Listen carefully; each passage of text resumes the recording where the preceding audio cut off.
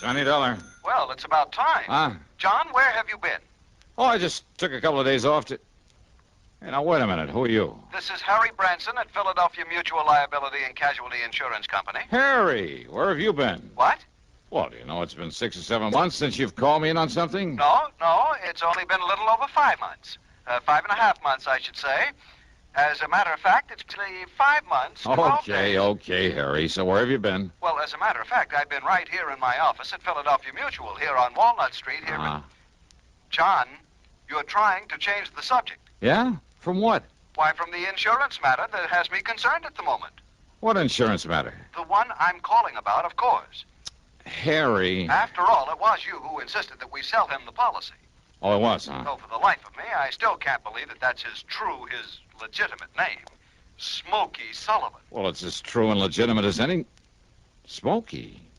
Well, what about him? John. Yeah? Well? I told you it was only because of your stubborn insistence that we agreed to insure that underworld character. Okay. So what's happened to him? Has something happened to him, John? Well, has it? I don't know. Well, if you don't know... Harry. Well, will you see what you can do about it? But you haven't told me about what. Good heavens, man, do I have to give you a printed diagram, spell out every... Okay, Harry. I'll grab a train, maybe a plane. I'll be down there to see you. Well, now, I don't know that that's at all necessary. It is if I'm to get any sense out of you. Why, John. Yeah.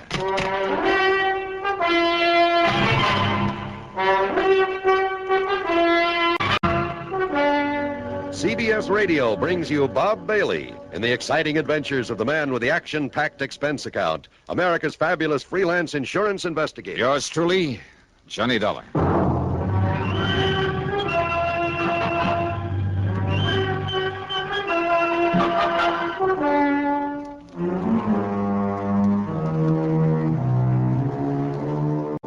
Expense account submitted by Special Investigator Johnny Dollar to the Philadelphia Mutual Liability and Casualty Insurance Company, Home Office, Philadelphia. Investigation of the real ski matter. In spite of the way he sounds, in spite of his being a literal-minded, excitable worrywart, Harry Branson is a good insurance man. Whatever he lacks in, well, imagination spark, he more than makes up for in methodical attention to every detail of his office operation. Paradoxically, then, except for Harry himself, Philly Mutual's home office ticks along like a smooth-running watch. If I was promised an assignment at 9 o'clock of a Monday morning, believe me, it was never a second late. Nor was there ever any question about the size of my fee or expense account, so long as it was justified. Which is one reason I always jumped at the chance to take on a case from Philly Mutual. And now, if my old friend Smokey Sullivan was in trouble, okay then. Expense account, item 1, 1425, taxi out to Bradley Field, plane to Philadelphia, taxi into Harry Branson's office on Walnut Street.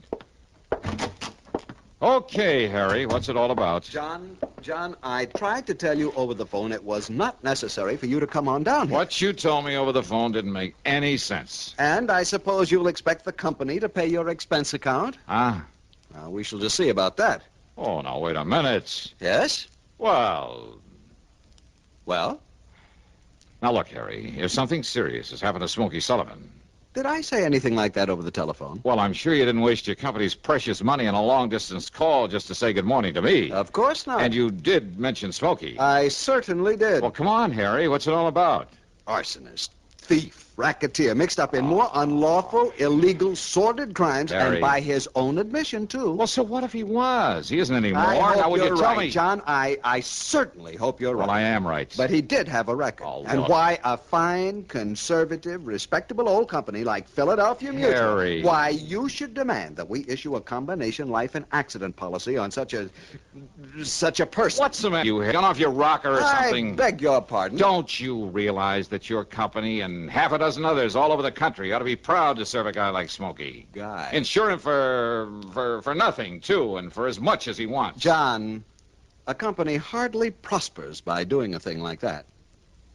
Harry, don't you read the reports on my investigations? Of course. Don't you know that 2 out of the last 4 cases I've handled for this grand and glorious company of yours would never have been solved if it hadn't had Smokey Sullivan's help? Of course, if I know. If it hadn't been for his knowledge of the underworld and cities all over the country, his contacts there, Do you think I would have gotten to first base, flushed out those crooks, saved your company a lot of precious money? Well, of course, each time, Smokey was risking his neck to give me a hand. Now, you remember that. Well, of course, Sure. You've been all for it, his giving me and you a hand in these things. But when it comes to giving him a little lousy insurance protection... Well, of course, Of course you what? Well, I'm sure he deserves our every consideration. You bet he does. But a man like him, with a past record like his, I mean, all the figures, the actuarial tables... Show that he's a pretty poor risk, huh? Exactly, John. All right. So maybe I am, too, in this job of mine. The services you perform for us and the... Oh. Yeah, Then good, I did the right thing. Yeah? What's good about refusing to draw up a policy for Smokey Sullivan? But I did issue one. Oh, you did? I admit it was only because of your insistence. But now that you've explained why, well, John, I might suppose it was the right thing. Well, sure it was. And Harry, I'm sorry I blew my top. Perfectly understandable, but, John, I said I must have it was all right. I meant except for one thing. Oh? What's that mean? Well, I'm afraid your trusted friend, Smokey... Well, have you seen this morning's paper? Here, John. Thanks. I see you're still reading the Philadelphia... What's this? Yes, that item I put a circle around. But Oh, no, Harry. No. This can't be right. And now, Act Two of yours truly, Johnny Dollar, and the real Smokey matter.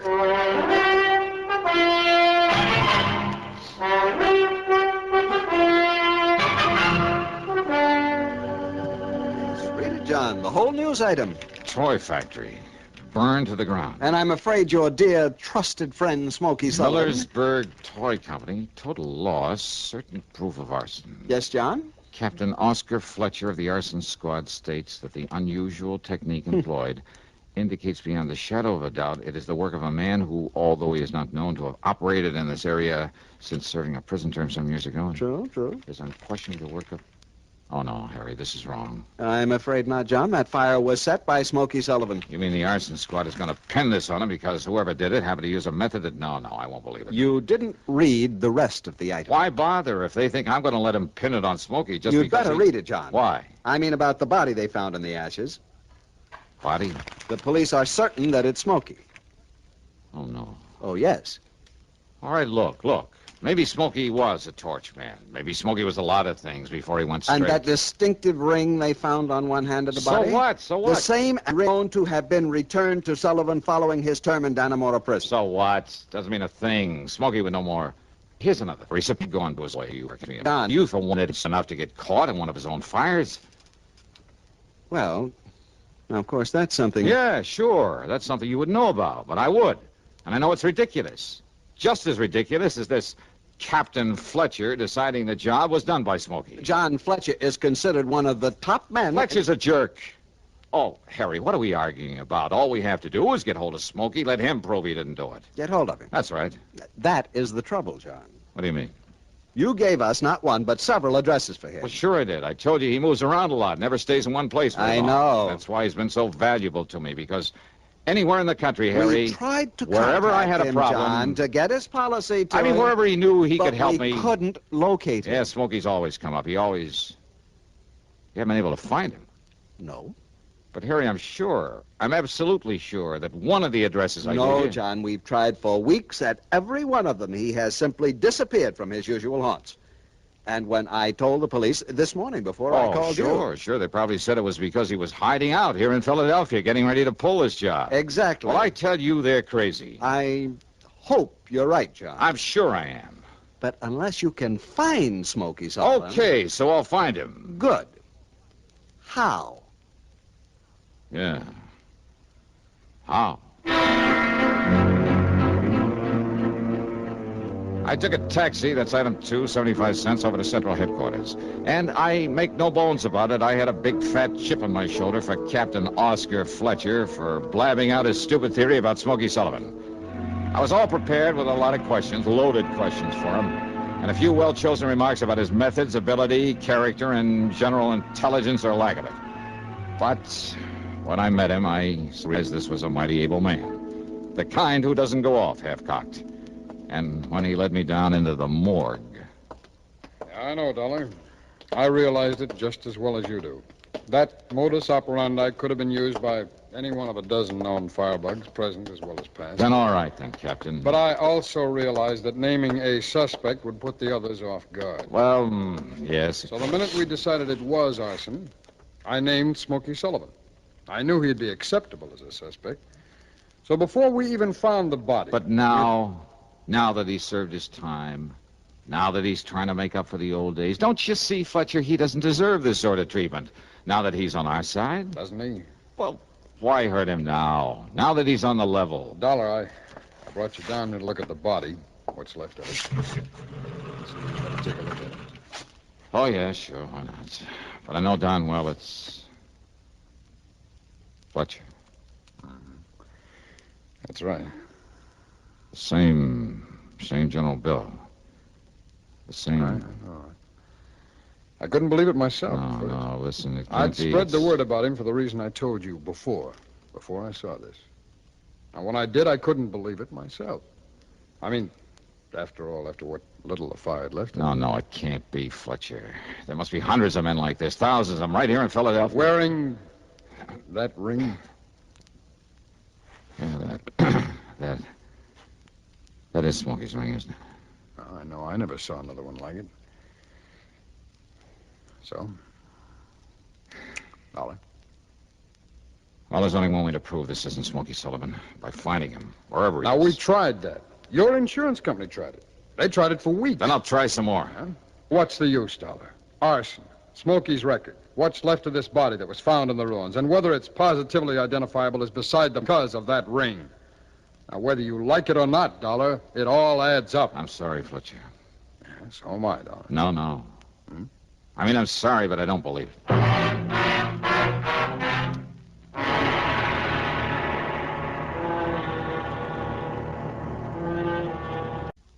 Are you married? How many children do you have? Some people resent being asked such personal questions. They resent it even when a census is being taken. Would you? Or do you know that our Constitution requires the taking of a census every 10 years? And do you know that the purpose of the census is to find out how many people are living in each state? For our Constitution guarantees each state the right to send members to the House of Representatives in accordance with the size of its population. A little state may have only... For the men who wrote our Constitution sought to make our government one that will represent all of the people all of the time, so that your country and mine shall be our country under God. And now, Act 3 of yours truly, Johnny Dollar.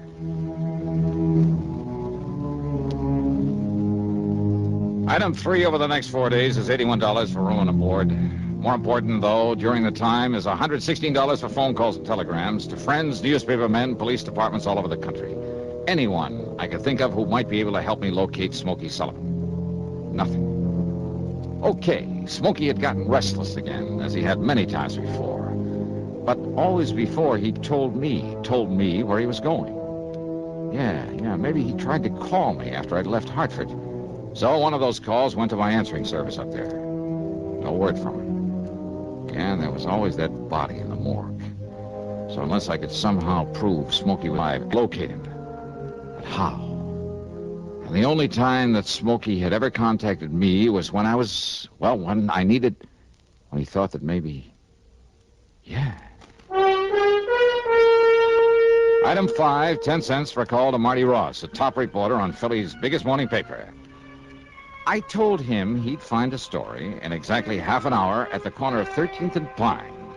A story that he ought to give out to all the wire services. Item 6, $50, deposit on a rental car. Item 7, a call to headquarters, and I didn't give the desk sergeant my name, only the license of the car I'd hired. Okay, then. The first time I drove across the intersection of 13th and Pine against the light, only a few people on the sidewalk noticed it. And, of course, some of the cars trying to cross with the light. The second time I ran it, though, there was a cop there, and I thought I caught a glimpse of Marty Ross. I made the cop my target. And when I made the pass at him, nearly running him down... Hey! What are you thinking? Oh! Oh!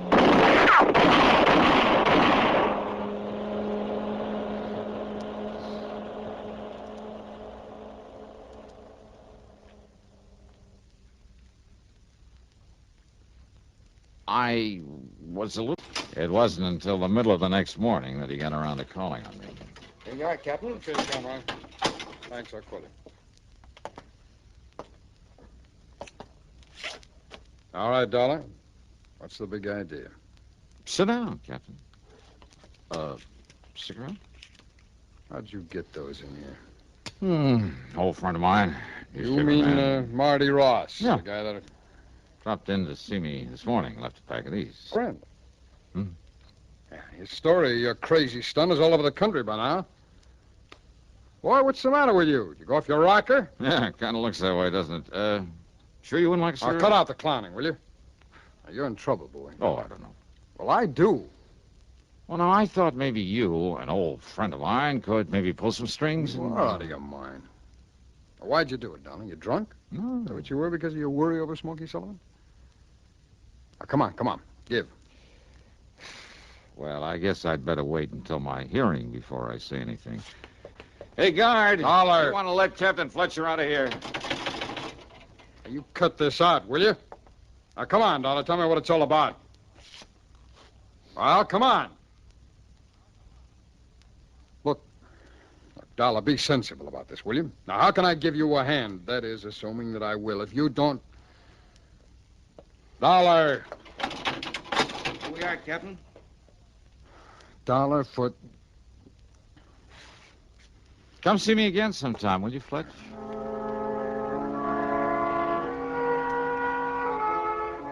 Well, after 2 days in that cell, even the guard wouldn't listen to me, just kind of sneered at me.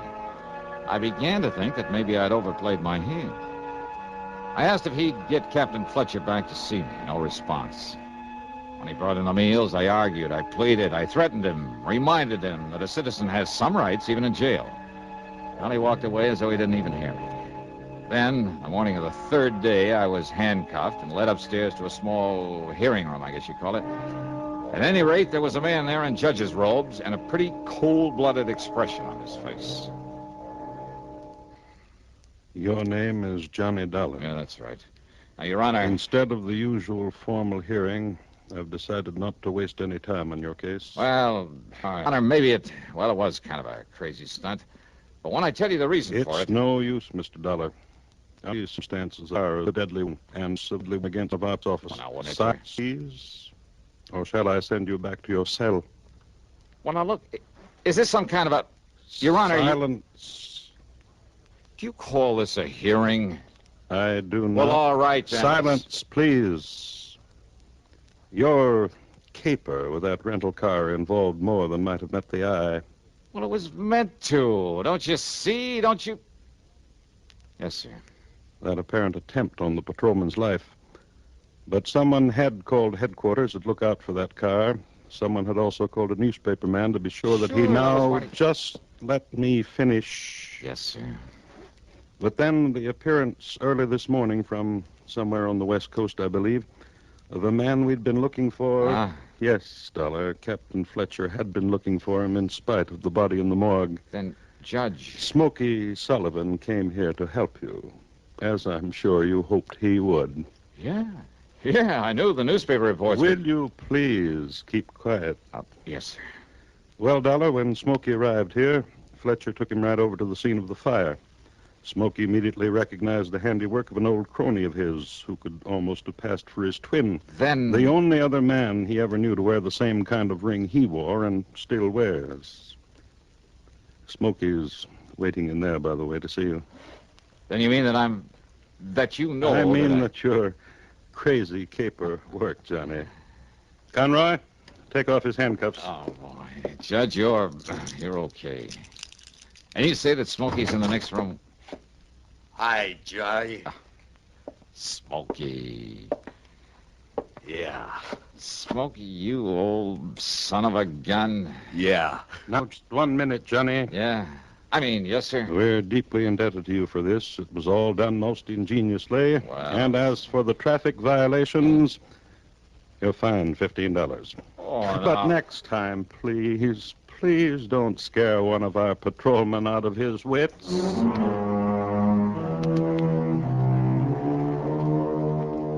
Well, sir, the reunion with Smokey was a dilly. And, of course, it goes on this expense account, as does a slight gratuity for him. And the cost of his trip from the coast and back. Yeah, he's settled out there now. So the total, including my fine and my own trip back to Hartford, $621 even. Yours truly, Johnny Dollar.